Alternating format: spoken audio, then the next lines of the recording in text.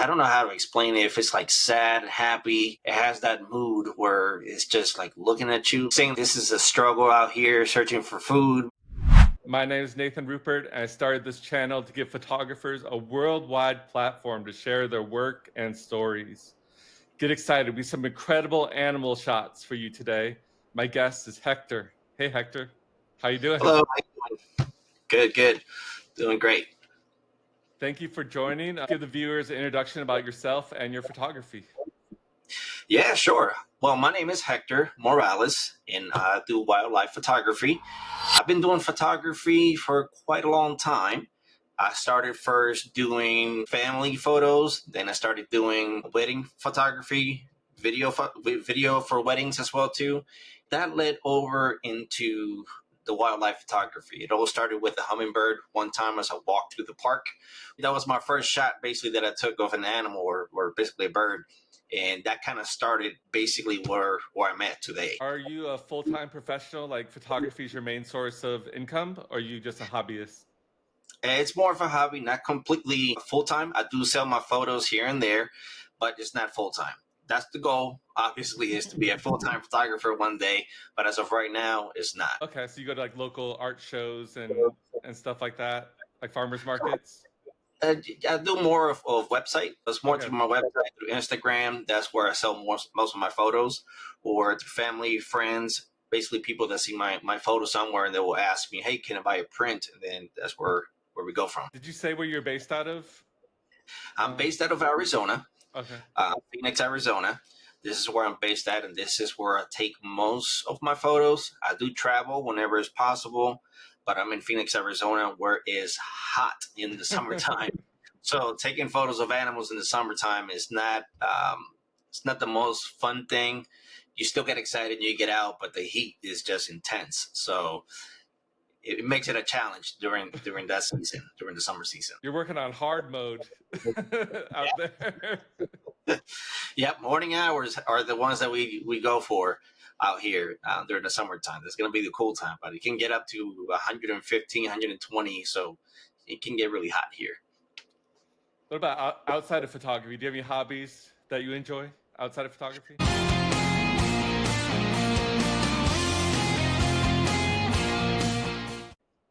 Outside of photography, my hobbies that they change basically. Before I used to do music, and I was doing music production where I was recording local artists, and on top of that, I was also doing music videos, which I still do on the side. So Nice. that's my other hobby, you can say, basically, is making videos. I work with a friend of mine who we do music videos for. His name is Chris LaCruz, and we do stuff for him basically here and there. We try to get as creative as possible, basically. And yeah, that's my other side hobby there. Awesome. If you want to send me a link to one of those videos, I'll throw it in the video. The YouTube Sure, I video. can send one of them so they can see it. It's all in Spanish, but I can send one so that way you can see it as well. Yeah. Pido que el dinero no defina mi mentalidad, que por par de miles no hagas una barbaridad, porque últimamente no tengo la fucking claridad. Sweet. All right, well, let's not keep people waiting here. I know they're excited to see your pictures, so let's take a look at the picture showcase I picked out from the ones that you sent me. 1 second. Sure. All right, you see that one? Yeah, I can see it. Awesome. Yeah, just give us the backstory on this shot here. Last year, there was a nest that I was actually going to for great horned owls, and unfortunately, the saguaro fell down during one of the seasons where the storm and heavy rain and wind and everything and knocked it down. So they never came back. As I was searching with my friends, basically looking for another nest, we were all taking turns going different places, trying to find one.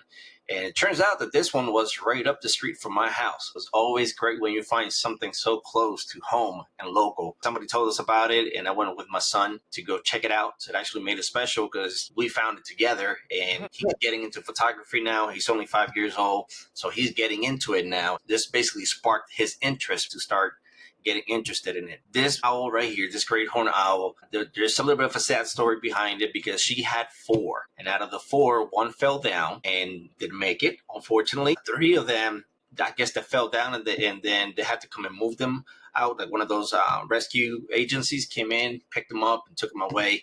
So this was the last one that stayed there all the way to the end. It was interesting to see it because I was able to see it from when it was really small to how big it got, as you can see in this the ones photo. that they took away are they still alive? Hopefully, the ones that they took away, or no? Yeah, they're still alive. They just relocated them. They couldn't get them back on the nest because it was high up in the tree, so they just took them. Is the whole neighborhood like a buzz with this nest, or is it kind of hidden away where people don't know about it? Pretty much. It's kind of hidden more. I mean, yes, I have seen other photographers there, but it hasn't been nothing crazy. Maybe 2 other people other than me, and then my 2 other friends that I take with me whenever I can to go shoot these owls. But for the most part, when I get there, I'm the only one there taking photos. It's kind of nice at the same time, just because you can focus just on the animal. With wildlife, as you know, it can be basically it's timing. You just gotta wait until you get that shot. And this one right here specifically, it took me a while. I want to say about an hour until it actually got out a little bit, enough for me to be able to see it as you see it on this photo. Other than that, it was tucked down the whole time on the nest. And all I could see was the eyes and the top of the head, basically. Yeah, I've done a lot of baby bird zoo photography myself here at the San Diego Zoo. It's very rare for them to stick their head out and to get the eyes fully opened like how you got here. That's very patience testing to be able to do that. Then to get the mom right next to it with the eyes open, and you can see both of them kind of together. That is truly difficult. Yep. To do. And it tells a good story. I mean, when you look at the photo, to me, is mom's behind, like saying, "I'm protecting my outlet. You know, I'm his protection, basically." And as we know, moms are always protecting us. They're always behind us. And this is kind of the story behind this photo. Is you have the outlet in the front and then the mom in the back just looking right at us, basically, right at me. Man, we should have done this podcast on Mother's Day. We missed it. We missed our opportunity. Okay. Sorry. No, that's a great lesson. All right. I have your next one ready right here. Let me share. Kind of want to guess what this is, but I'm not 100% sure. Yes, that's a coyote. That's a young coyote. I took that shot a couple years ago. I went out with one of my friends. His name is Gary. His Instagram is Holy Fire. And we went out basically searching for these coyotes. And we were searching. We couldn't find them. And we decided to stop at a location where we know they have been frequently being seen. And when we stopped there, we actually saw them walking on the distance along the edge of the trees. We decided to just wait it out. We sat down, set our cameras. We were just really calm, quietly the whole time, just waiting for them to come around. And this young coyote was coming through the tree line, didn't see us. And of course, I'm hearing the noise of the coyote coming our way.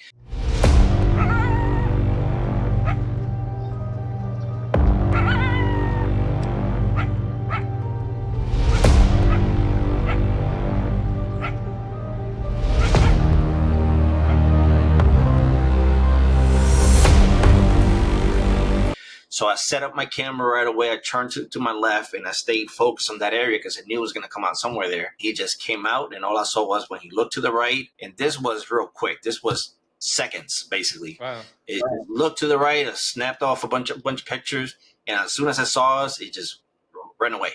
It got as far as it could from us.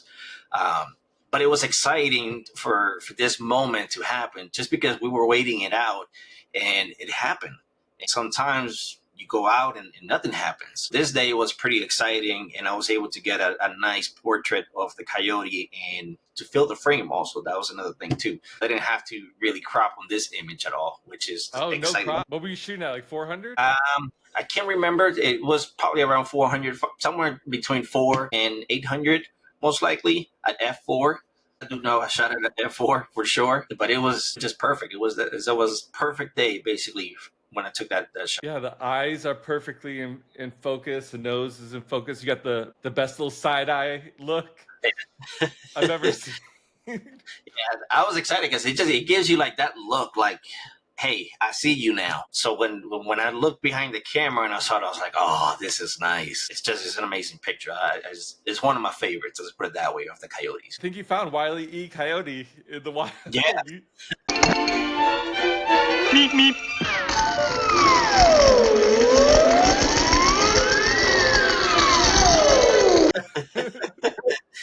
Yes, right here it is, definitely. But you can see the fur, you can see the details in the fur as well too. And it's just exciting to see also the different behaviors that each of them have, because some of them will be okay getting close to you, and some of them will just be as soon as they see you take a step, they run away, basically. So it's pretty exciting. Coyotes won't attack humans, though, right? No. At first, I was scared because I didn't know about them. This is what happens: is people don't know about the animal, they don't do the research, and then you go in to take photos of these animals, and then you get scared because you don't know how they're going to behave. And then as I did my research, I started noticing that they don't attack. Yes, they can bite you most likely if you get close to them, but I don't get that close to them. I'm shooting with a 600 millimeter lens f4, so I keep my distance from the animals. Once you learn about them and you understand their behavior, you feel more comfortable around them. You know how to read their body language. You learn where to stand, how to move around, so that way they don't feel disturbed or they don't feel like we're basically going to hurt them or something like that.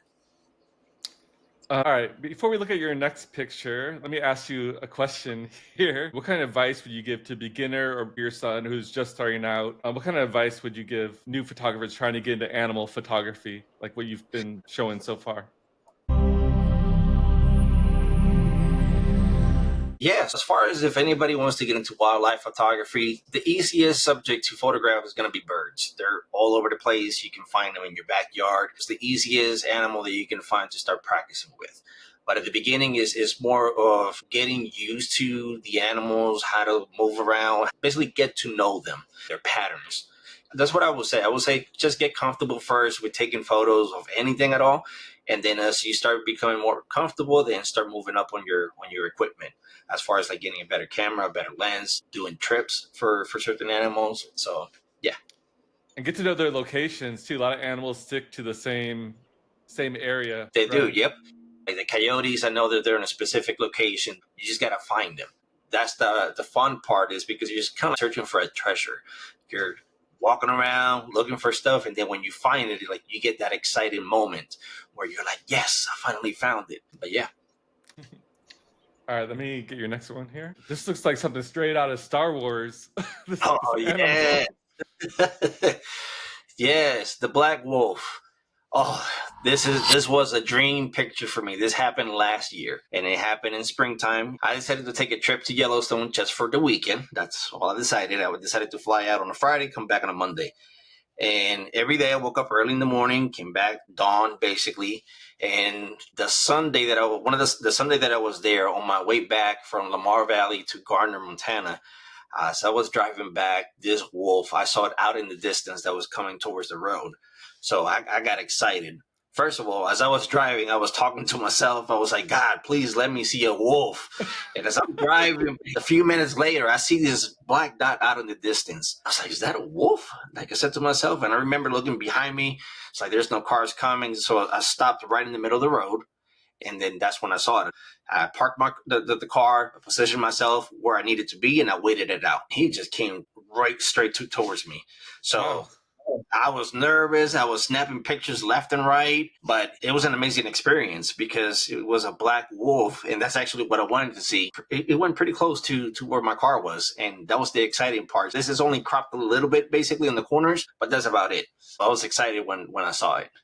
And there's no one else around, or there were other people, a couple other Well, people. I was the first one to spot it, so I parked, and there was two cars coming. I remember waving them out, telling them to stop because the wolf was going to cross. And basically, two cars. One parked in front of me, the other one stayed in the road, and we were the only ones that saw it. So maybe it was 5 or 6 of us that saw the wolf. That's it. Wow. Everybody else didn't see it. It happened quick. Came from one side, crossed, went up the hill, and disappeared. It's destiny. This is crazy. Yeah. But this was definitely an exciting moment. I was so nervous. I was shaking. There was a lot of emotions happening during that time. You can see that the wolf was basically just staring at me. It was like the wolf could look into your soul when he was looking at the camera. How rare are black wolves versus normal wolves? In Yellowstone, you can usually see them, but the problem is that they're always at a distance. Not a lot of people will see them unless they cross the road, basically. There's people that live out there, and they have told me, they're like, I can't believe you saw wolf. They're like, I've been living here 7 years, and I still haven't seen one this close. Crazy. It was just so special when I saw it. Better to drive looking for the animals or hike looking for the animals? Which is better there usually? I have hiked, and I haven't had any luck as driving. I know animals like to use the road or close to the road. Basically, like if there's snow in Yellowstone, there's always bison on the road. It's the easiest way for them to travel, so there's always what they call bison jam. So they're all over the place. That's the first thing you will see. If you ever go to Yellowstone, don't worry about the bison. You will see bison for sure. You will see the first one, and then after that, you will see hundreds of them basically every single time. Ever been stuck in traffic caused by wild animals? Well, imagine getting stopped by a herd of bison. That's exactly what happened to some lucky tourists in Yellowstone National Park 2 years ago. So that's one animal that you can definitely for sure see in Yellowstone, no matter when you go. Well, congratulations on the great picture. That's super cool. I'm jealous. I can tell you this, as soon as I took that photo, I took a photo of the back of my camera, and I was messaging my friends. I was like, check this out. They were like, unreal. But I got lucky. I tried this year too, but it didn't work out. This year, we saw wolves, but there was a lot of heat haze. We didn't have that opportunity to see them that close. They were at a distance as well, and the heat haze was not helping out. Here's your next one. A little different feel here. Oh, yes. This was a day trip that I took to the Grand Canyon with my family, and we were driving around, basically looking for the Bull Elk. And within a few minutes, we found them. We were driving around. I was trying to get it coming directly towards my camera, but he didn't turn around. He kept going the direction that he was, and I was only able to get the side profile. But it was an exciting moment. I mean, they're huge. These animals are big. And that's the part that basically sometimes people don't realize is they're huge. As far as the antlers and everything, it's impressive. You caught this guy hiking into the canyon? Not from a viewpoint, right? This one was right off the road. The whole herd was right on the side of the road. The Bull Elks were going back and forth crossing because they were chasing the girls, basically. Did you see any fighting or anything no, like that? That's what I actually went for. That's what I wanted to see. I wanted to see them kind of fighting for the girl, but I didn't get the chance to see one.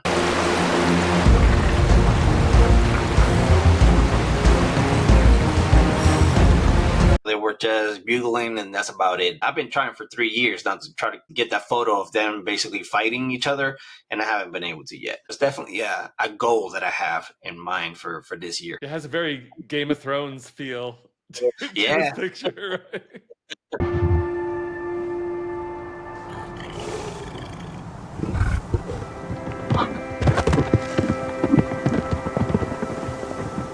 Yes, it does. Yes, it does for sure. Make me want to rewatch that again. Yeah. It's definitely a great TV series to watch. Another question for you. Do you have a dream shot or dream location? I want to get this picture before I die, besides the ones you've kind of already mentioned.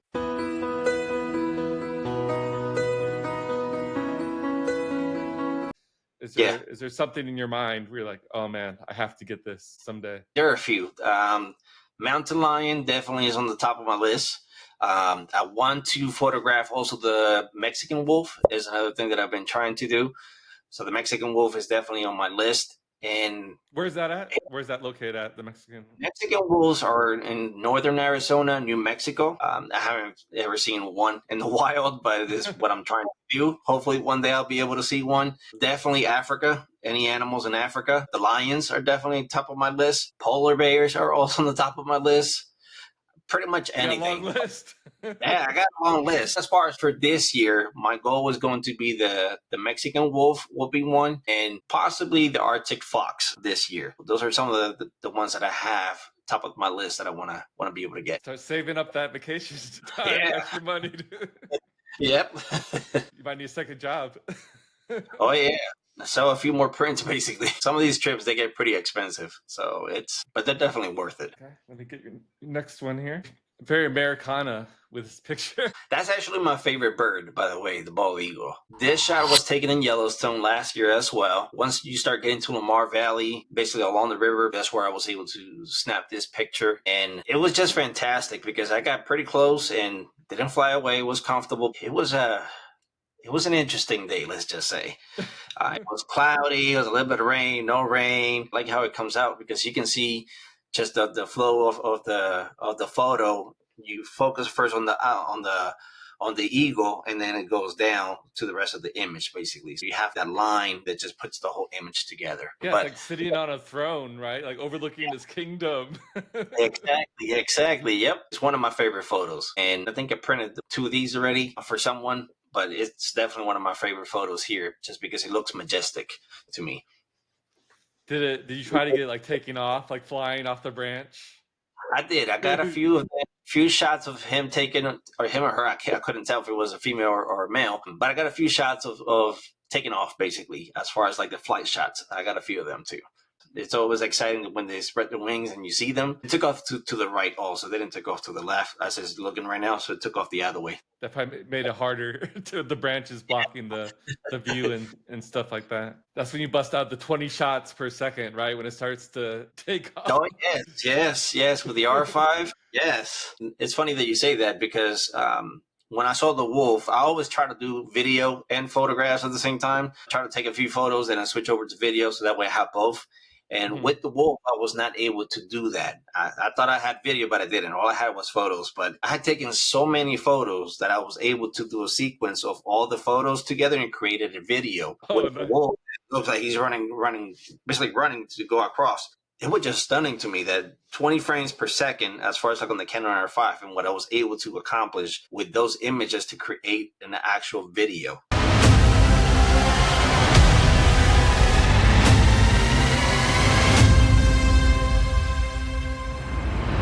It was incredible to me that I was able to do that. Yeah, I have video on my camera too, but I never use it. I'm just so focused on getting that picture. I gotta get better at doing both, switching over, doing both.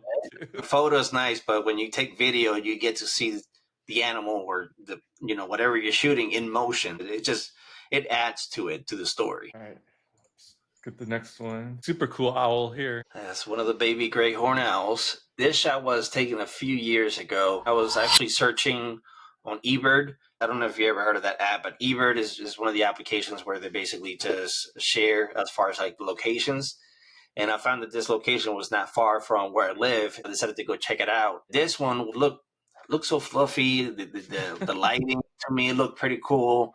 So it just came all together. I did a few adjustments basically to make it look the way it is right now, but just seeing it there and the lighting and how the feathers looked. It was late in the day too, so the ISO was pretty cranked up here as well too. But it was just one of those shots that you're like, yes, I got the shot. I was like excited about it. It just came together really good to me. Yeah, that chest looks very fluffy. You wanna pet it, but then you see those claws down there. Yeah, and you can see the details on those claws, and it's impressive what they can do. I had a friend of mine one time named Gary. He found one on the side of the highway, and I remember he rescued it, and he grabbed the shirt to go grab it, and it made holes on the shirt because of the claws of how sharp they were. So it's a good reminder. If you see one, they have sharp claws too. They can get you. This is a baby. It looks like almost like a adult in size. Yes, I want to say maybe a month old or maybe a little bit more than that. It's a young one for sure. I love the 2 different colors too, kind of framing it, the light brown and the green on the sides of it. Yeah, and then you have that little feather on the left hand side also. Well, left hand side of me. Yeah. You can see that feather there, and it just adds a little bit of a different touch to it as well too, with the texture. It's almost like a military insignia, or you know what I mean, like a rank or something that's on the side there. That's cool. All right, another question for you. I know you're loving all these questions. Yeah. Shoot. I know you've given a couple good stories already, but any wild or crazy animal experiences or any stories from all your travels and adventures out there?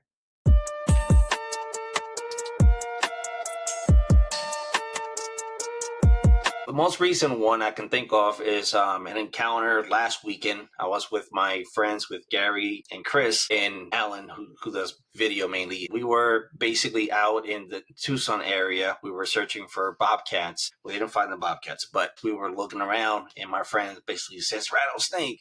And I stopped, but it was right in front of me. I could have almost have stepped on it if he would have not said anything. I kind of stopped right on time. And I backed off, left it alone. Then, of course, the other side of me starts thinking, "Let's take photo." We got low to the ground. We started taking photos of the rattlesnake. It was exciting to see one, a little bit scary at the same time, and to think that I almost stepped on one, it made it even more scary. Just because nobody wants to take a bite from one of those animals. Like, no, Does your So, family know this happened? That you almost yeah, stepped on a yeah. rattlesnake? Yep, I told my wife, I told my family. Of course, my mom was not excited. She goes, rattlesnakes. She goes, no, no, no, no, no, no. And it was just one of those things that people are like afraid of. So when you tell the story of that you almost stepped on one, it's like, oh, I'm glad you didn't. Yes, I'm glad I didn't either, because they're scary. They can be scary for sure. You might want to just throw some anti-venom and bear spray in your camera bag. Yeah. Yes, for sure. For sure. Something to walk around with. Let me share the next one. All right, back to our friend Wiley Coyote, I think. Right? Coyote, yes. So this is a coyote pup, and this was taken in Scottsdale, Arizona. It was a really hot day. I can tell you that. It was over 100 that day. I went searching for coyotes in an area that I knew they were going to be at. And I found this young coyote basically in the fields. And I started trying to figure out how close can I get, or what's going to be the best angle. This young coyote was not afraid of me, for sure. I had to keep my distance because it got a little bit closer, and I was like, all right, I got to keep backing up because I don't want it to get too close. And plus, it will fill my frame way too much. So this one is not cropped either. It just shows the emotion that it has in the face. To me, is just one of those images that kind of stood with me. I don't know how to explain it. If it's like sad, happy, it has that mood where it's just like looking at you, saying like this is a struggle out here, searching for food, basically. It was one of those exciting moments to capture the image and see the behavior that they had. This one actually here ended up catching, I want to say it was a dove or a pigeon that I was eating.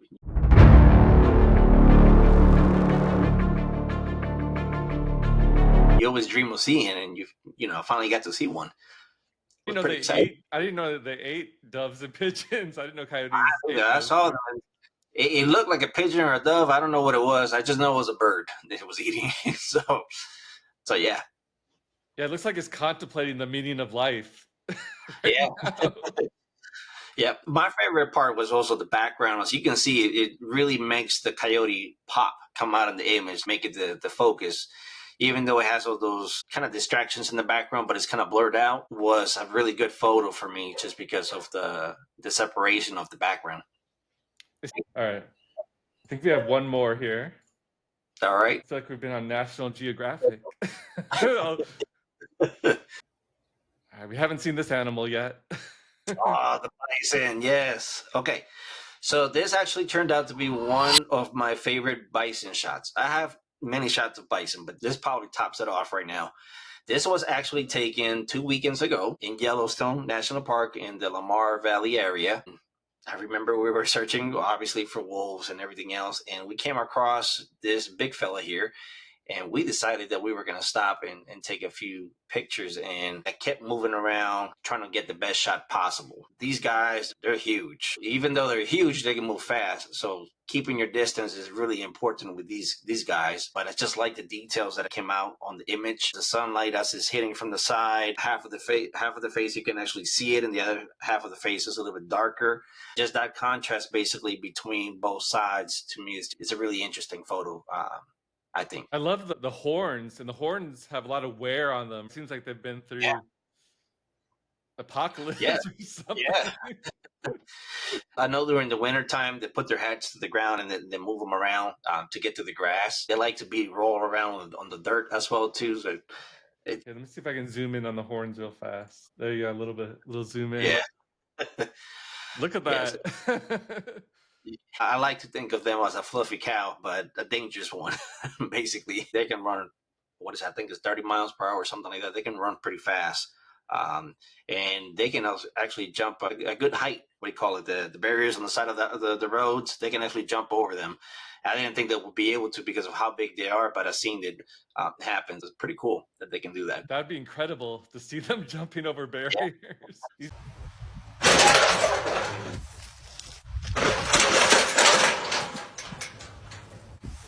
These are the same bison that the Indians used to hunt back in the day. Yep. Now, question for you. Do you call it a bison or do you call it a buffalo? Wow. I'm going to have to Google the difference. I think they're different things. I'm not sure though. Maybe not. I had that discussion with my friends, and we were like bison, and my other friend was buffalo. We had that discussion going back and forth. So I wonder what you would think of it. If it's a buffalo or a bison, really. I think it might be dependent on what area of the United States you're at. Okay. We call them differently, but I need to Google or chat GPT that answer. I don't know, to be honest with you. Yeah, pretty interesting animal for sure. Okay, I think that's it. Any final thoughts? What's the best way that people we can reach out to you? Anything you want to say while we wrap things up here? Yeah, so they can actually find me on Instagram. I'm under Wild Frames with a Z at the end instead of an S. You can find me there. You can see all my photos that I have taken. I try to post daily. I do reels as well. The most recent one was of the red fox in Yellowstone. That was definitely an exciting opportunity that I got to see one up close. If they are interested in purchasing any photos, they can also go to wildframes.com and they'll be able to get to my website where they can see all the images that I have. If there's an image that is not on my website, they can let me know and I can make it available for them. As long as I have the image of my Instagram, I can make it available. Okay, yeah, and I'll put all these links in the description of the video as well if people want easy access. Yes, definitely. Great. Do you submit your images to contests ever, photography competitions? Yes, I actually have submitted my photos to World Photographer of the Year, Nature's Best Photographer of the Year as well. I haven't heard back from them, but I'm waiting and hoping that I actually make it to the finals or get some type of award for one of them photos. But there's a good amount of competition out there with some of these big names that take photos of wildlife as well. Yeah, you need some of that prize money for all these trips that you're planning on doing. Definitely. And that's what it basically, as far as like the photos, when somebody buys a photo, that's basically what it does. It funds another trip for me to take. Well, thank you so much for joining. Just stick around here 1 second. I want to make sure everything gets uploaded online. Okay. But yeah, I appreciate you. Definitely. Thank you. Thanks. Thank you for having me for sure. I really had a fun time here. Awesome. Have a good night. I'll talk to you in a second here. All right. Okay.